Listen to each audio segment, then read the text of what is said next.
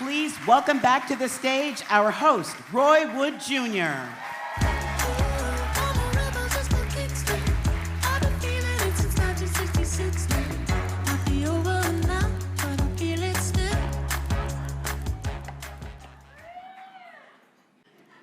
I'd like to take a little bit of time to offer some practical advice to all of you this evening on not only how to survive, but to thrive in these times as a writer. My name is Roy Wood Jr. I'm a doctor of behavioral rejection studies with a specialty in Hollywood pitches. And this is my RoyTalk. Look, we all need a second income stream, all right? This mic don't work, it's just wardrobe.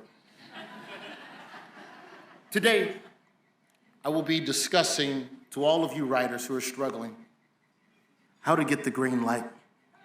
Now, many of you are wondering, what are my skills when it comes to getting a script greenlit? And I'll tell you my skills. I've had deals for 9 different shows. None went to series. So if anyone knows what Hollywood doesn't want, it's me. Failure is my area of expertise. I'm the brainchild behind such brilliant failed comedy scripts such as Jefferson County Probation, The Ancestors, Default, Baltimore City Council, Rhonda Mitchell, MD, 1% Happy, an Untitled Comedy Central animated project, The Night Pigeon, and of course, my crowning jewel, The National Guard. A hilarious Fox workplace comedy set inside a small overlooked branch of our oldest militaristic organization. Who would have guessed that just shortly after selling that script that the National Guard would have retooled and become the shared face of the horrors of deportation? I'm hoping to get my next project off the ground. It's an alternative take on a civil rights leader who misses his flight and is trying to get to the march where he's speaking.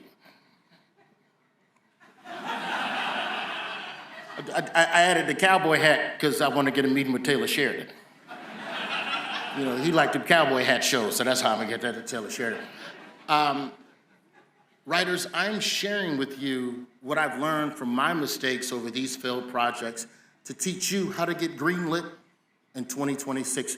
If you're selling the script, the first thing you need to do is look at your script and ask yourself, is it like The Pit? Can you set it in one building? Better yet, one room? Is The Pit a good television show? I don't know, but I do know it is affordable. The brilliance of The Pit is that they've taken what they did with The Bear and condensed it even more. We all know The Bear. The Pit is The Bear, simply set in a hospital. Both shows essentially the same. Stressed out white dude, lots of minorities yelling at each other, shit getting dropped on the floor. If you want to be greenlit in 2026, start your pitch with this simple sentence. It's like The Pit, but. How do you think they sold Sinners? A wonderful film, Sinners. You think Sinners is about black empowerment in the 1920s? No, Sinners is like The Pit, but in a juke joint. What is Sinners actually about? Ask yourself. Stressed out white vampire surrounded by minorities. One battle after another. Loved it. Wonderful film, one battle after another, but what is it really about? Stressed out white man surrounded by minorities, but one of them's pregnant. The Pit is the #1 show on HBO. You know what the #2 show is? Heated Rivalry. Yes, which brings me to my #2 greenlit tip, inclusivity. Read your script, ask yourself, if it's like The Pit, next ask yourself, can I make this show a little gay? Just a little.